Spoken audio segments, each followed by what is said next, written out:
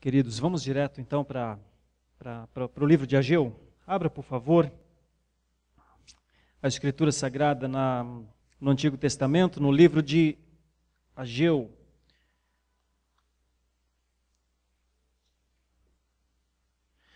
Livro de Ageu. Pretendo entregar duas profecias hoje pela manhã.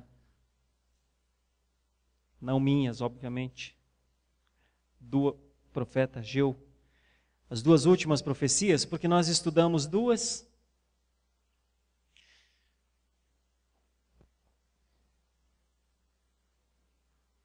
Meu pensamento inicial foi quando a gente tivesse começado a estudar, em uma manhã a gente tivesse passado as 4 profecias, mas,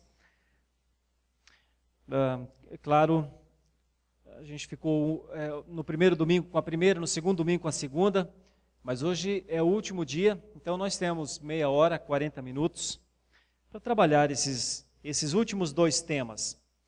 Retomando apenas, só retomando mesmo. A primeira profecia do versículo 2 ao versículo 11, Ageu 1, 2 a 11, há uma exortação muito forte da parte de Deus, porque o templo estava incompleto, o povo estava indiferente, Deus estava insatisfeito, e então envia Ageu para dizer, mãos à obra. É a primeira coisa de Ageu, mãos à obra.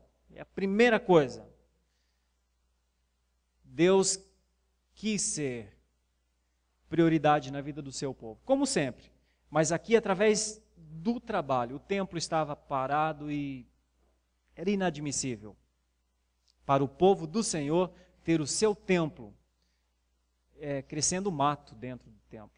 Era inadmissível. O descuido era uma ofensa à santidade do Senhor. Então, essa é a primeira profecia. Foi muito impressionante o que aconteceu. Sabe daquelas coisas que só realmente quando Deus move o coração, houve um imediato reconhecimento. E então o povo voltou ao trabalho e realmente trabalhou forte na construção do templo. No entanto, logo em seguida vem um desânimo, um cansaço, uma tristeza. Não seria igual ao templo antigo. E então vem o choro, principalmente dos mais experientes. E novamente vem uma segunda profecia, Ageu 2, 1 a 9. Um estímulo do Senhor, um encorajamento do Senhor. Para quê? Para viver o presente. O passado já não existia mais, o templo antigo não seria mais levantado daquela forma. Viver o presente. Uma outra, dentro da mesma profecia, além de viver o presente, um fortalecimento de propósitos. Ei, nós não nos dispomos a reconstruir o templo? Então vamos em frente. Por que parar agora? E o final da profecia, uma luz sobre as promessas de Deus. Nós ainda somos o povo da promessa. Nós ainda somos o povo que crê no Senhor. Então creia, o Senhor ainda fará abalar os céus e a terra, a glória desta casa será maior que a primeira. Creia. Tudo bem, ainda não está vendo, mas creia. Isso é fé, crer no que não se vê. Isso é fé. Se precisar ver para crer, ainda não é fé. Então creia. Bom, essa é a segunda profecia. A terceira profecia está no capítulo 2, dos versículos 10 a 19. Eu vou ler esta profecia, porque então nós não estudamos ainda. Versículo 10. Ao 24º dia do mês 9, no 2º ano de Dario, veio a palavra do Senhor por intermédio do profeta Ageu, dizendo, assim diz o Senhor dos Exércitos, pergunta agora aos sacerdotes a respeito da lei. Se alguém leva carne santa na orla de sua veste e ela vier a tocar o pão, ou no cozinhado, ou no vinho, ou no azeite, ou em qualquer outro mantimento, ficará isto santificado? Responderam os sacerdotes, não.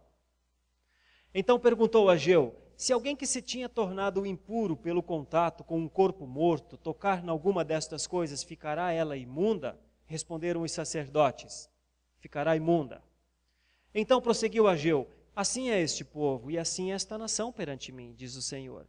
Assim é toda a obra das suas mãos, e o que ali oferecem, tudo é imundo. Agora, pois, considerai tudo o que está acontecendo desde aquele dia, antes de pordes pedra sobre pedra no templo do Senhor. Antes daquele tempo, alguém vinha ao monte de 20 medidas e havia somente 10. Vinha ao lagar para tirar 50 e havia somente 20. Eu vos feri com queimaduras e com ferrugem e com saraiva, em toda a obra das vossas mãos, e não houve entre vós quem voltasse para mim, diz o Senhor. Considerai, eu vos rogo, desde esse dia em diante, desde o 24º dia do mês 9, desde o dia em que se fundou o templo do Senhor, considerai nestas coisas, já não há semente no celeiro. Além disso, a videira, a figueira, a romeira e a oliveira não têm dado os seus frutos, mas desde este dia vos abençoarei. Então, a terceira profecia, de maneira diferente da primeira e da segunda, a primeira foi uma exortação, a segunda foi um encorajamento, a terceira é um julgamento. A primeira é uma exortação a focar de novo no serviço do Senhor, no serviço que o Senhor se agradava.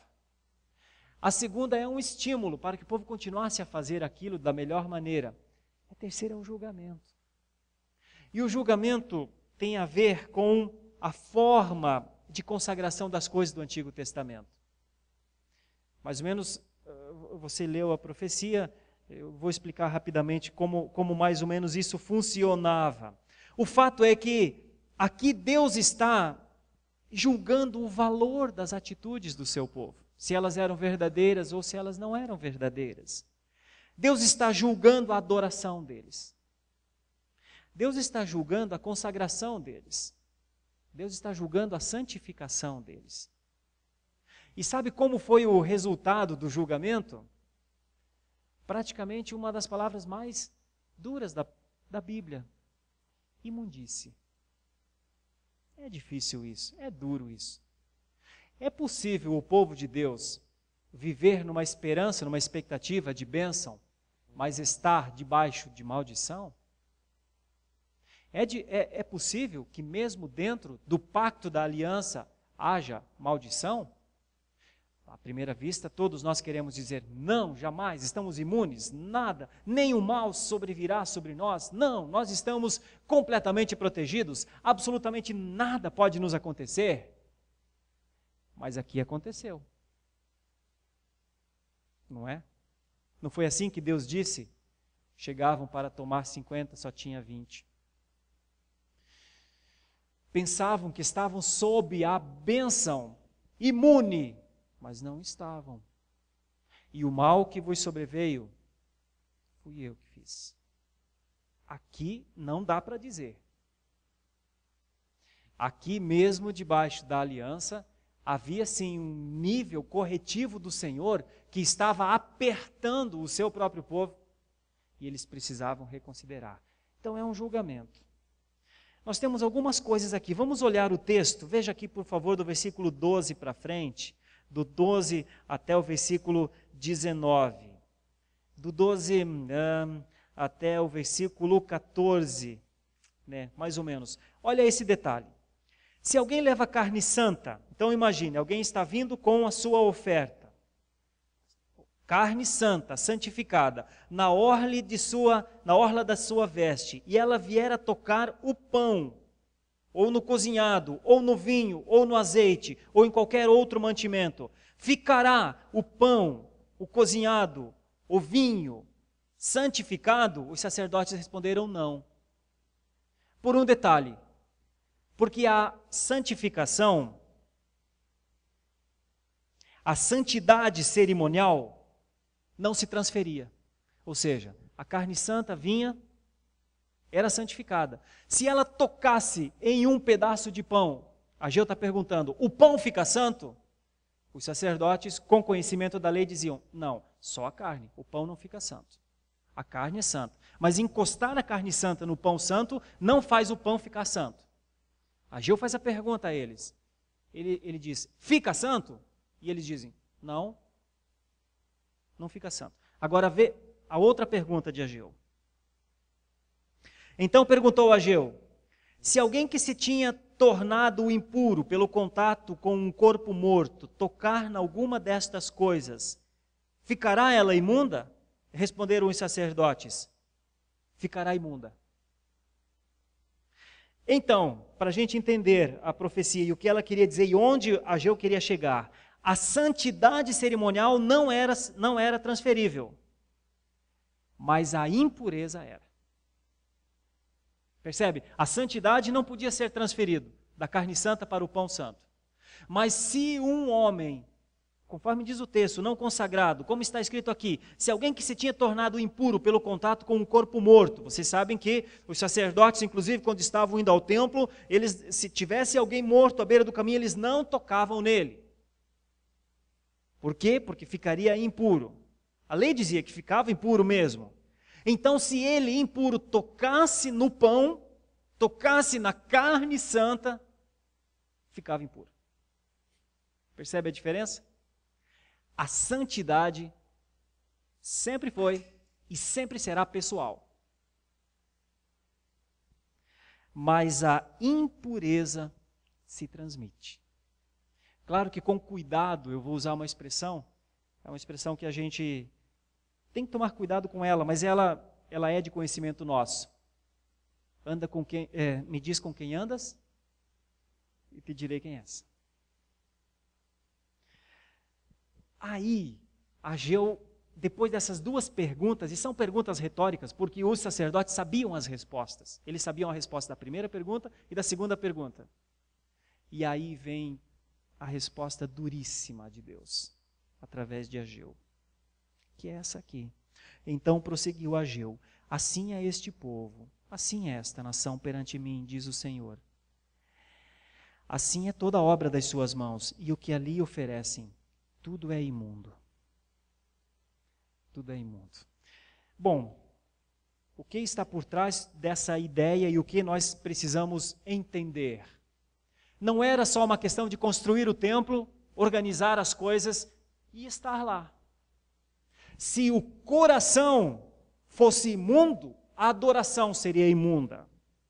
Se o serviço fosse imundo, a consagração seria imunda. E se as atitudes fossem corrompidas, a sua santificação não seria em santidade. Querendo ser redundante, a santificação não seria em santidade. E esse é o ponto. E essa é a grande discussão. E é essa grande instrução. A terceira mensagem é uma bênção de Deus para um povo corrompido, gente. É um tipo de bênção que o Senhor estava administrando, mesmo sabendo a causa da sua corrupção, os resultados da sua corrupção e uma determinação para se arrepender. Uma determinação para considerar, essa expressão da terceira profecia, com um peso enorme do versículo 18. Por favor, considera. Considera a sua vida, considera o seu passado, considera a sua caminhada. Considera que a tua relação é comigo. Considera que eu sou a fonte da bênção e eu retenho a bênção. Considera. Essa é a força da terceira profecia. E essa é talvez a grande aplicação para nós nos nossos dias. Irmãos, Deus ainda julga coração, Deus ainda julga serviço e Deus ainda julga atitudes. Deus ainda sabe se as atitudes são verdadeiras ou se as atitudes são proforme. E Deus está avaliando tudo isso. O Deus de Ageu ainda é o meu Deus e ainda é o seu Deus. Então a terceira profecia está assim, com essa ideia. Agora, de maneira maravilhosa, e só Deus pode fazer isso, os juízes não podem, as autoridades não podem, ao final de tudo isso, Deus diz, depois de falar, não tem semente no celeiro, videira, figueira, romeira, oliveira, não tem seu fruto, mesmo depois de tudo isso, Deus usa uma das expressões mais ricas e mais fascinantes para nós. Deus inverte o cenário e diz, vou te abençoar. Vou te abençoar. Eu te abençoarei. Meu Deus. E aí, nós olhamos, eu fui para um texto que não está aqui em Ageu, mas vou convidar você a abrir, que é o Salmo 128, irmãos. Salmo 128. Nós estamos já caminhando para o final da terceira profecia e vamos para a quarta profecia. E aí, abrimos para perguntas, conversas, opiniões. Assim que terminar aqui a terceira profecia. 128. Bem-aventurado aquele que teme ao Senhor e anda nos seus caminhos. Do trabalho de tuas mãos comerás, feliz serás, e tudo te irá bem. Tua esposa no interior de tua casa será como a videira frutífera. Olha, lá atrás dizia, a videira não tem mais fruto. Teus filhos como rebentos da oliveira. Lá atrás dizia, a oliveira não tem mais fruto. A roda da tua mesa. Eis como será abençoado o homem que teme ao Senhor. Olha a promessa de bênção a um homem que teme ao Senhor. O Senhor te abençoe desde Sião, para que vejas a prosperidade de Jerusalém. Naquele momento, Jerusalém não tinha nada de prosperidade. Durante todos os dias de tua vida. Veja os filhos de teus filhos. E aqui talvez o maior sucesso de um homem. Ver a continuidade da sua fé nos filhos dos filhos. Paz sobre Israel. O Salmo 128, que era um cântico de romagem, mostra um pouco do que é alguém ser abençoado, irmãos. Nos dias atuais, ser abençoado, via de regra, talvez não entre nós, mas talvez também um pouco entre nós. Ser abençoado é tudo dar certo. Ser abençoado é não perder emprego, ao contrário, conseguir empregos melhores. Ser abençoado é terminar boas faculdades. Ser abençoado é não morrer num assalto fortuito. Ser abençoado é essas coisas assim. Ser abençoado é trocar de apartamento. Ser abençoado é enjoar da sua cozinha e poder ir para Delano, sei lá, sem querer fazer propaganda para Delano, mas escolher uma cozinha do valor que se pode. Ser abençoado nos nossos dias é meio isso hoje, né? Mas ser abençoado na Bíblia é mais que isso, irmãos. O que eu quero dizer? Tem gente se contentando com tipos de bênçãos que são tão parciais. Aqui está uma ideia de eu vos abençoarei. Tema o meu nome e eu te abençoarei. É o Salmo 128. Terceira profecia. E não é por acaso que a Bíblia diz que o temor do Senhor é o... Quarta promessa. Versículo 20 até o versículo 23. Eu quero abrir antes para a igreja, antes de passarmos para a quarta profecia. Deu para entender esta profecia? Deu para entender as duas ideias que santidade não se transfere, mas que pecaminosidade se transfere, talvez? A santidade é pessoal, mas o estar no meio do pecado nos faz também pecadores. À luz do Salmo 1, nos faz refletir, nos manda sair do meio do pecado. Que o pecado é um perigo para nós e é contagioso. Deu para pegar essa ideia da profecia, da terceira profecia? O que mais que nós podemos extrair dessa terceira profecia? Tem microfone à disposição, pelo menos umas 2 ou 3 opiniões, aqui já, por favor.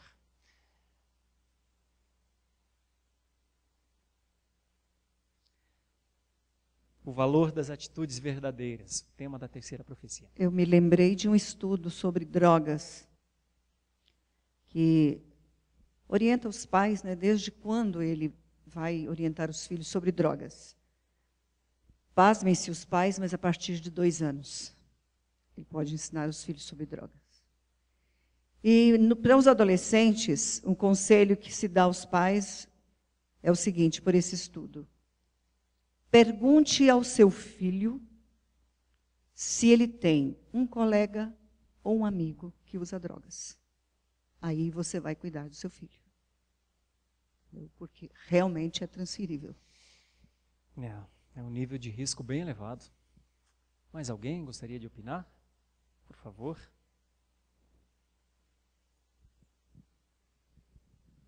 Pastor, não há transferência da vida dessas pessoas para outra, mas a palavra de Deus diz que nós temos que fugir da aparência do mal.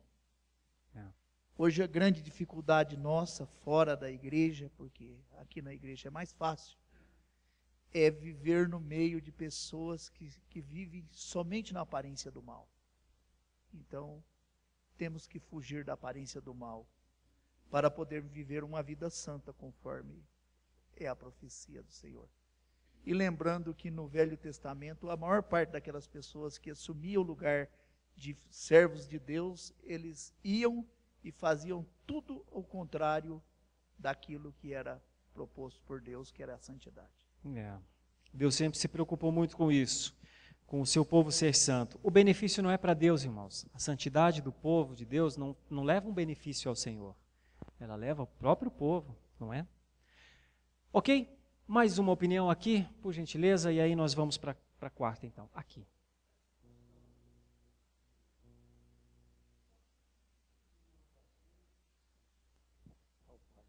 Não peço que os tire do mundo. Quer dizer, então tem que estar no mundo, né? Mas que os livre do mal. Certo. Então fica uma polêmica. Se é para mim separar ou é para mim conviver? Certo. Boa colocação.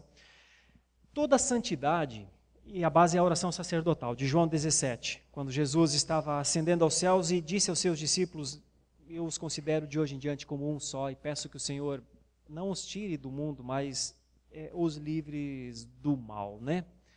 Bom, a grande perspectiva do cristianismo ao longo de todos os anos nunca foi fugir do mundo, nunca foi se isolar. Quando isso aconteceu, aconteceram coisas terríveis. Nós temos dados históricos. Aproximadamente no ano 1000, alguns religiosos, com essa ideia, temos de nos separar de um mundo mau. Eles começaram a subir os montes, as montanhas, e criaram os monastérios. É de onde nós temos os mosteiros. Quem vive no mosteiro é o monge. É isso que Deus quer? Não, não é, irmãos.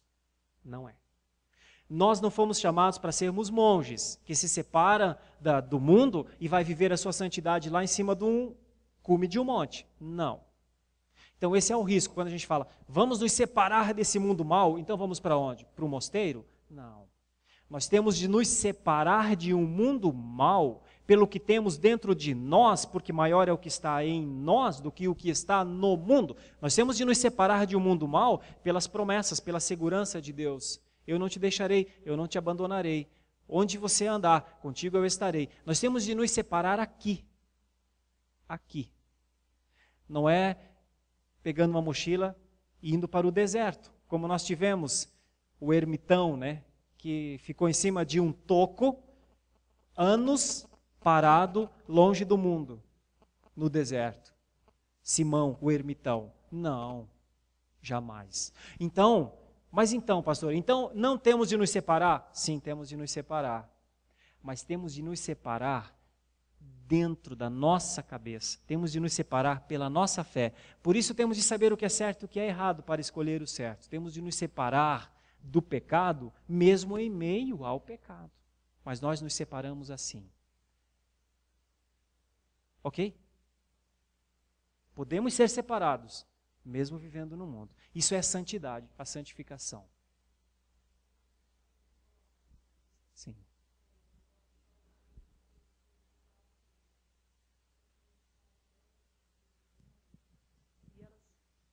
E na casa que eu fiquei, elas me colocaram num quarto para dormir, e o quarto era um santuário.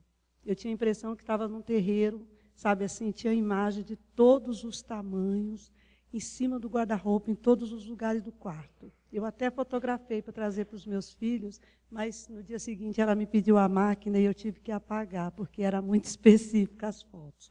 Mas o que eu quero dizer com isso é assim, eu me senti muito mal, senti uma opressão muito grande. Eu ajoelhei ali no chão, eu estava dormindo sozinha, comecei a orar e clamar para Deus e falei, como eu posso ser luz nessa casa, Senhor, onde há tanta idolatria, separa meu coração, tira a minha mente de pensar nessas coisas. E no outro dia, eu tinha esquecido a minha Bíblia, né, no carro da Ilka, que estava em outra viagem conosco, e estava sem Bíblia. Eu falei, tem uma Bíblia? E ela falou, tem. E aí eu comecei a ler a Bíblia lá na casa e comecei a testemunhar e a falar do pecado que é a adoração de imagem. Então, nós somos colocados no mundo todos os dias para testemunhar de que existe um Deus, um único Deus. Não podemos separar, como ele falou, mas o pecado nos contamina, sim. Eu senti oprimida, me senti envergonhada diante de Deus. Eu falei, não é uma viagem santa, elas não são separadas, né? Embora são pessoas decentes, honestas, trabalhadoras, né? Mas não é conveniente que os crentes façam esse tipo de viagem, que tenha esse tipo de intimidade, de contato. A não ser que você esteja muito preparado para poder suportar esse dia difícil. Porque eu vou dizer para vocês, foi muito difícil. Então, ainda seguindo essa ideia, eu acho que vou pedir só o último, então, o Anderson, mas só vou dar uma breve explicação aqui ao irmão que citou a ideia de que Jesus disse, não peço que os tires do mundo, mas livra-os do mal. É muito interessante que é o próprio Cristo que diz, santificai-vos na verdade, ou santificai-vos na verdade. A tua palavra é a verdade. Essa é a linha certa. Qualquer homem ou mulher santificado na palavra do Senhor, ele sempre será um santo, ele sempre será um separado, e ele sempre terá força. Mas é a palavra, o diferencial é a palavra. Anderson, você é o último. Pastor, aqui só falando, complementando no versículo 14, é interessante que Deus fala aqui, que Ageu está falando aqui, que esse povo continuava oferecendo obras e oferecendo talvez sacrifícios a Deus, mesmo parecendo ter uma vida que estava trazendo impurezas ou deixando imunda essas obras. E acho que retrata um pouco duas vidas vividas por esse povo, uma vida no templo e outra vida fora dele. E é interessante porque a gente vai tratar isso na classe de jovens também, então quem quiser falar um pouco mais sobre isso, pode participar lá com a gente. Acabei meu merchandising aqui também. Valeu, hein? Muito bom. Irmãos, eu vi certa vez no filme uma frase muito marcante, disse assim, seguindo a linha que o Anderson falou, as duas vidas. Às vezes se vive uma vida dicotômica ou dicotomizada. Agora eu sou santo, sou crente, oro, fecho os olhos, canto. Agora, não risca no meu carro, no trânsito. Não me fecha no trânsito, que lá eu não sou crente, que lá eu... né? Existe essa coisa meio assim, né? Que o culto não é o tudo, que o culto tem partes. Existe, irmãos, existe. E aí eu vou dizer o que eu vi nesse filme. O filme disse assim, um homem que tem duas vidas, chega um dia que ele não sabe qual é a dele mesmo. Ele não sabe direito quem ele é. Chega um dia que ele se perde naquilo que ele pensa de si mesmo. Porque o nosso cérebro não é feito para sermos dois. Somos uma unidade integral, um ser humano. Tá? Ok, quarta profecia. Versículo 20 até o versículo 23. Veio a palavra do Senhor... Desculpa, tem muito mais, claro, para se trabalhar ainda nessa terceira profecia, mas eu acho que ainda dá tempo de liberar vocês para assistir o programa da IPB às 11h15. Veio a palavra do Senhor segunda vez a Ageu, ao 24º dia do mês, dizendo, falai a Zorobabel, governador de Judá, farei abalar o céu e a terra, derribarei o trono dos reinos e destruirei a força dos reinos das nações, destruirei o carro e os que andam nele, os cavalos e os seus cavaleiros cairão, um pela espada do outro. Naquele dia, diz o Senhor dos exércitos, tomar-te-ei, ó Zorobabel, filho de Salatiel, servo meu, diz o Senhor, e te farei como um anel de selar, porque te escolhi, diz o Senhor dos exércitos. Queridos, a quarta profecia, de maneira diferente da primeira, que foi uma exortação, da segunda, que foi um encorajamento, da terceira, que foi um julgamento, embora com muita misericórdia, que ao final o Senhor disse, eu abençoarei, eu vos abençoarei, e eu li o Salmo 128 para entendermos o que é a bênção do Senhor. A quarta profecia é um aceno de vitória final. A quarta profecia é um relembrar de que promessas do Senhor, Ele cumpre, tu não precisa cobrar, não precisa insistir, não precisa nem lembrá-lo. Que as promessas do Senhor são cumpridas, como todas foram cumpridas até hoje, e nenhuma não se cumpriu. Então tudo o que o Senhor prometeu, Ele fará, não por conta a prestar a nós, mas a si mesmo. Ele não é fiel a mim, porque eu sou santo, o Senhor tem que ser fiel a mim. Não, Ele é fiel a si, a sua santidade, a sua palavra, a sua honra. Ele é fiel a Ele mesmo, irmão. Então, não entra nessa de o Senhor vai me dar porque me prometeu. O Senhor promete a si e cumpre a si. E nós, como beneficiários disso, então, temos realmente as riquezas da glória, irmãos. Nós somos enriquecidos não por direito, somos enriquecidos por graça. Agora somos enriquecidos. Estamos dentro das promessas. E aqui, uma das promessas que pode passar a despercebido, passa pelo nome Zorobabel. Esse nome meio estranho, meio diferente. Acontece que Zorobabel, como está escrito aqui, é filho de Salatiel. Acontece que Salatiel é filho de Joaquim. Você sabe quem era Joaquim?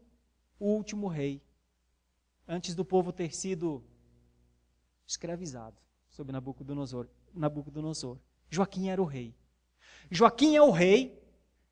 Quando o povo foi liberado para voltar à sua terra, e quando Dario fez o decreto e disse, podem construir, eu tenho vontade de ler o texto porque é belíssimo, eu acho até que vou ler um pouquinho de Esdras, está em Esdras 6, que é quando o povo então volta.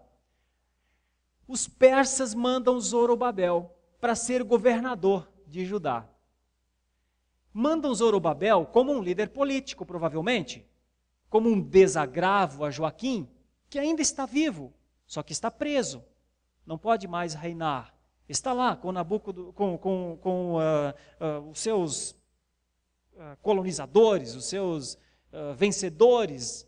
Ele está lá, ele não volta para Judá. Mas volta Zorobabel, o seu neto. Volta como governador, como que por um mandato, um líder político. Mas olha o que Deus faz e olha o que é a mão de Deus. Sabe quem é Zorobabel? Da linhagem de Davi. Da linhagem de Davi. Sabe o que tem por trás disso?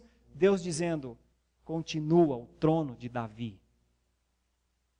O nome é governador. Parece político, mas é alguém da linhagem messiânica. Como foram Abraão, Moisés, Josué, Davi, um representante de Cristo no meio do seu povo. Veja como o governador não combina com as palavras anel de selar, porque anel de selar significa autoridade real. Percebe? É assim que Deus trabalha. Neste aceno de vitória final, Deus continua a dizer que Ele está comandando a história. E Zorobabel é, então, um precursor do Cristo. Ele é da linhagem messiânica da casa de Davi, do trono de Davi, do reinado de Davi. Afinal, foi assim que Deus disse, não deixarei o teu trono, Davi, sem descendente. Não foi assim que Deus disse? Está lá no Salmo, Davi conta essa história. Agora se tem através de um governador, um descendente no trono. E ele é precursor do que virá. Nós podemos ver isso, e eu vou pedir que algumas pessoas leiam 2 ou 3 textos. Alguém leia para mim, por favor, Mateus 1,12. Quem encontrar já pode ler. Mateus 1,12. E outro irmão, por favor, abra em Atos capítulo 4, versículo 27 e 30. Quem encontrou Mateus 1,12 já pode ler. E mais alguém procura, por favor, Atos capítulo 4, versículos 27 e 30.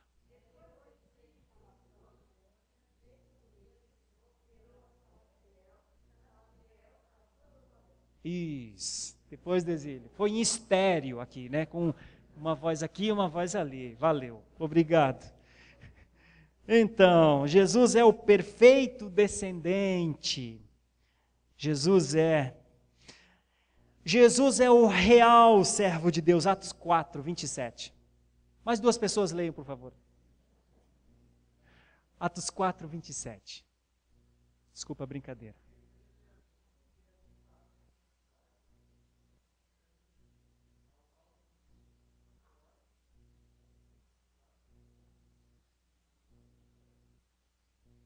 Certo, obrigado.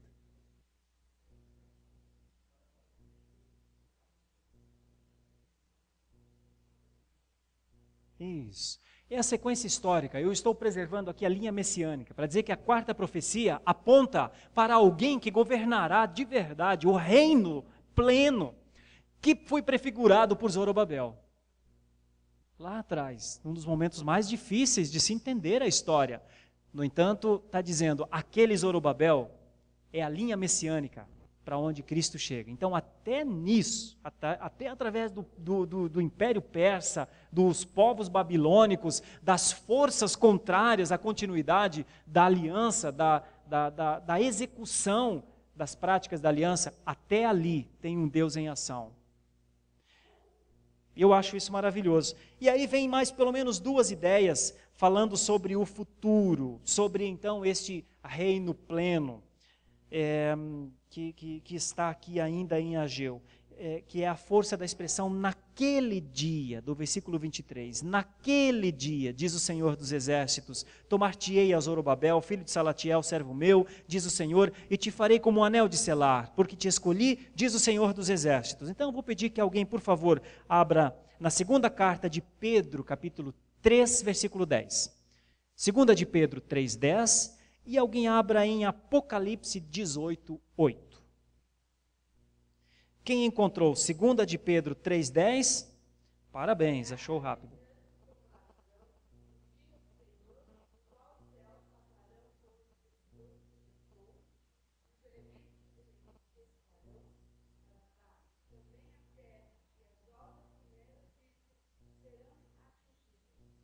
Certo. Isso aqui tem uma explicação, irmãos, é uma pergunta que o presbítero Solano fez, acho que na primeira aula ou na segunda aula, quando foi falado sobre abalar os céus e a terra. O que seria o abalar os céus e a terra, que está aqui na profecia? E tem a ver com a volta de Cristo. Tem a ver, está escrito aqui, haverá o dia que isso acontecerá. Naquele dia, naquele dia. Quem encontrou Apocalipse 18:8, por favor?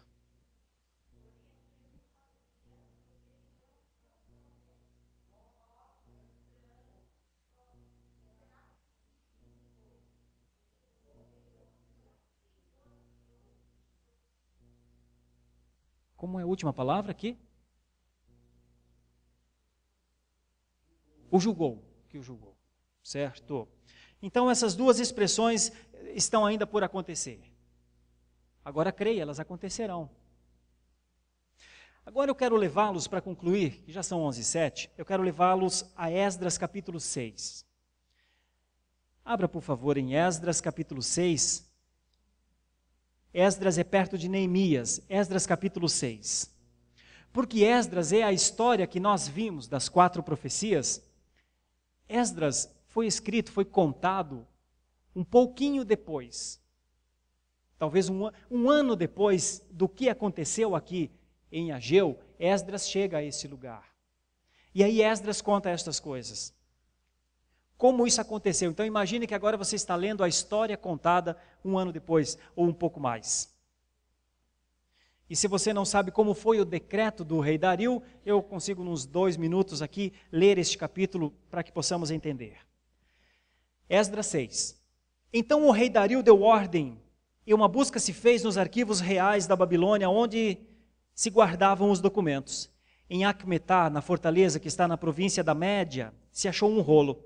E nele estava escrito um memorial que dizia assim: o rei Ciro, no seu 1º ano, baixou o seguinte decreto: com respeito à casa de Deus em Jerusalém, deve ela edificar-se para ser um lugar em que se ofereçam sacrifícios. Seus fundamentos são firmes, a sua altura de 60 côvados e a sua largura de 60 côvados, com 3 carreiras de grandes pedras e uma de madeira nova.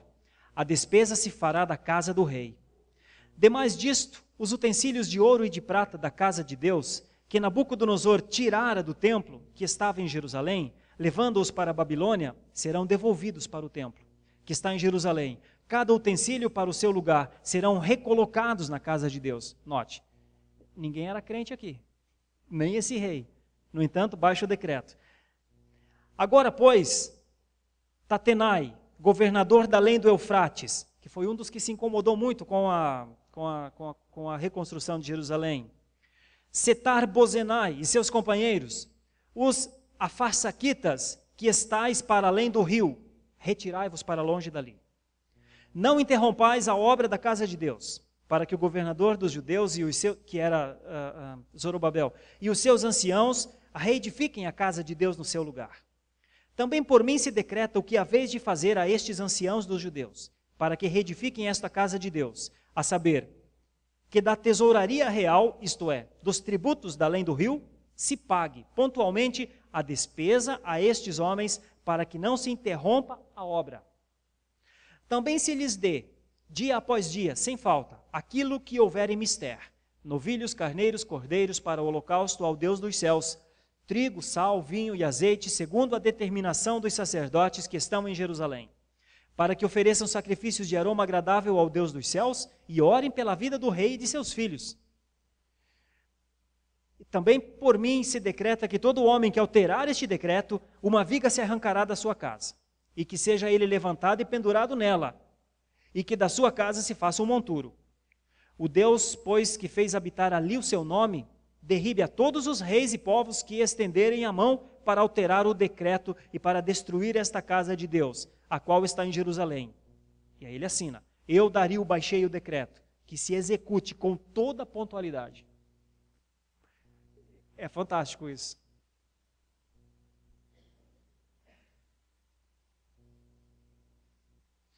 Irmãos, alguém dono de um Gol preto, placa CZM 8549, a porta está aberta. Lá na frente. Se é seu o carro, Gol preto CZM 8549. É de alguém daqui? Graças a Deus. Versículo 13, continuando. Então Tatenai, o governador daquém do Eufrates, Setar-Bozenai e os seus companheiros assim o fizeram pontualmente, segundo o decreto do rei Dario. Os anciãos dos judeus iam edificando e prosperando, em virtude do que profetizavam os profetas Ageu e Zacarias, filho de Ido. Edificaram a casa e a terminaram segundo o mandado do Deus de Israel e segundo o decreto de Ciro, de Dario e de Artaxerxes, rei da Pérsia. Acabou-se esta casa no dia 3º do mês de Adar, no 6º ano do reinado do rei Dario. 4 anos depois. Porque lá em Ageu está escrito, no 2º ano do rei Dario. Aqui está escrito, no 6º ano. Acabou. E aí vem a festa. Os filhos de Israel, os sacerdotes, os levitas e o restante dos exilados celebraram com regozijo a dedicação desta casa de Deus. Para a dedicação desta casa de Deus ofereceram 100 novilhos, 200 carneiros, 400 cordeiros e 12 cabritos, para oferta pelo pecado de todo o Israel, segundo o número das tribos de Israel, 12. Estabeleceram os sacerdotes nos seus turnos e os levitas nas suas divisões para o serviço de Deus em Jerusalém, segundo está escrito no livro de Moisés. 19.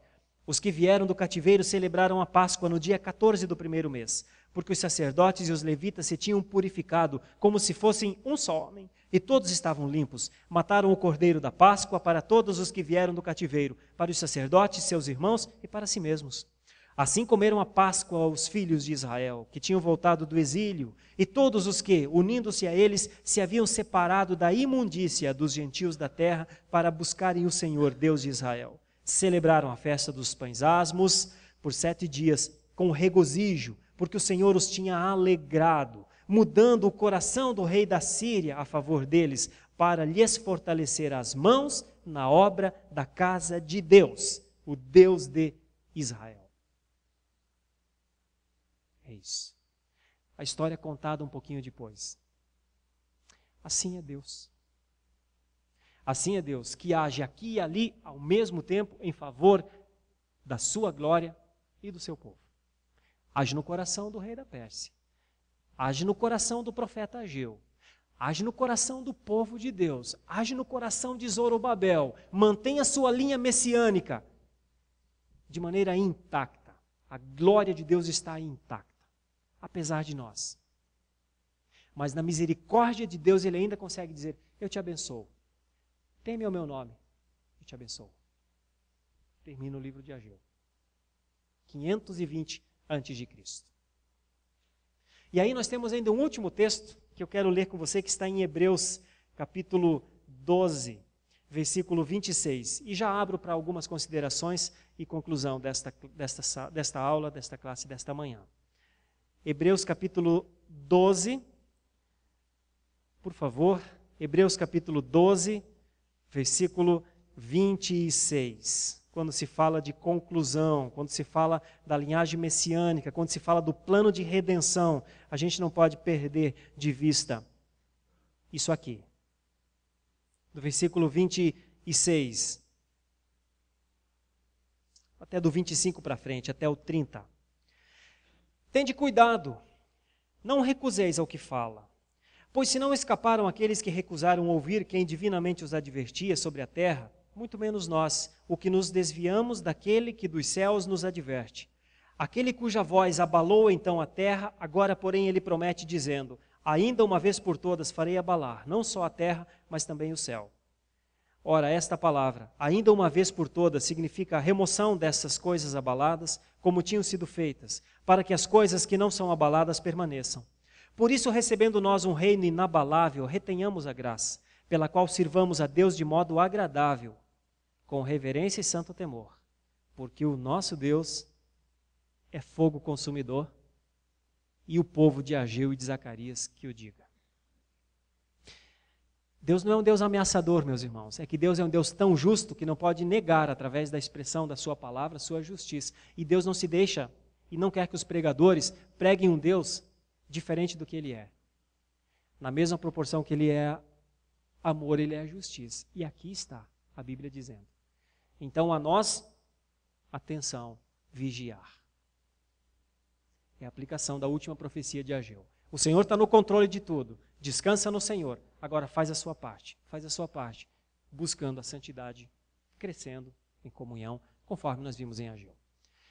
Abro para opiniões, contribuições, observações, objeções. Nosso microfone está à disposição. Tenham liberdade. Alguma contribuição que eu não contemplei aqui?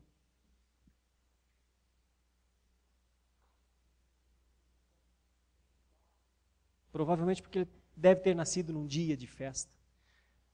O povo tinha muitas festas no Antigo Testamento, né? E foram preservadas, inclusive, entre o povo judeu. É possível que ele tenha nascido num dia de festa. Festivo é o nome de Ageu, né? Embora as suas profecias sejam um tanto quanto duras. Alguma opinião a mais? Senão nós oramos e encerramos este ciclo de Ageu. Irmãos, eu tenho esse material em PDF.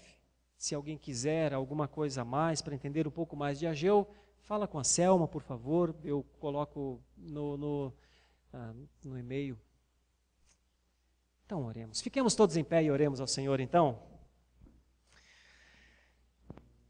Deus de toda graça, de um amor que nós quase não acreditamos, porque sermos amados da maneira como fomos, como somos e como pelas tuas promessas sempre seremos, é uma coisa admirável para nós. Por isso que o Senhor é digno de honra o tempo inteiro. Porque o Senhor nos surpreende. Nós vamos com a frieza do nosso coração, nós vamos com as dúvidas, nós vamos com a nossa humanidade, nós vamos muitas vezes nos defendendo, dizendo a carne é fraca, Senhor, não conseguimos atender às tuas prescrições porque somos pecadores, a culpa não está em mim. No final, às vezes até pensamos que a culpa está no próprio Deus, que nos fez assim. Ora, se nos fez assim, então a culpa deve ser sua. Assim somos nós, Senhor. Que não verbalizamos isso, mas muitas vezes pensamos, querendo nos auto-espiar, dizendo, não sou tão mal, não sou tão mal. Mereço a presença do Senhor, mereço o cuidado do Senhor. Mas aqui nós percebemos como o Senhor lida com seriedade, com a sua glória, com a sua honra, como o Senhor leva a cabo os seus planos e como o Senhor orienta o seu povo a se arrepender dos seus pecados e voltar. Os profetas fizeram isso o tempo inteiro, mas veja que surpresa, muitos até mortos foram pelo seu povo. Porque quando os profetas diziam arrepende-te, eles diziam de quê? O que fizemos? O que estamos fazendo? Senhor, muitas vezes assim é o nosso coração. Ajuda-nos num domingo como esse a refletirmos sobre isso e a não engrossarmos as fileiras dos que objetam diante do Senhor, argumentam, se posicionam para defender a cada um por sermos como somos.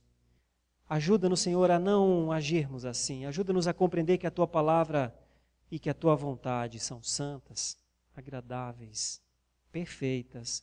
Ajuda-nos a compreender que é melhor estar com o Senhor no Teu pensamento, abrindo mão dos nossos pensamentos. Ajuda-nos, Senhor, a, por fé, crer que o nosso caminho está selado. Ajuda-nos a compreender que a nossa salvação foi adquirida. Ajuda-nos a compreender que nada pode nos separar de verdade do seu amor, mas que esse amor que o Senhor praticou agora é esperado de nós por Ti. Afinal, só conseguimos amar porque o Senhor nos amou primeiro. Foi assim que Pedro escreveu. Ajuda-nos a sermos amorosos ao Senhor e uns aos outros. Porque também a Tua palavra diz, se não ama o teu irmão, como pode dizer que ama a Deus que nem vê? Teu irmão, tu vê. A Deus que nem vê. Não amar o irmão e amar a Deus é uma incongruência total. É impossível. Mesmo que muitas vezes queiramos, dizendo, eu não consigo me dar bem com as pessoas, mas eu me dou bem com Deus. Se a gente não conseguir amar ao próximo, vai ser muito difícil amar a Deus. E, no entanto, é um mandamento, amar a Deus sobre todas as coisas.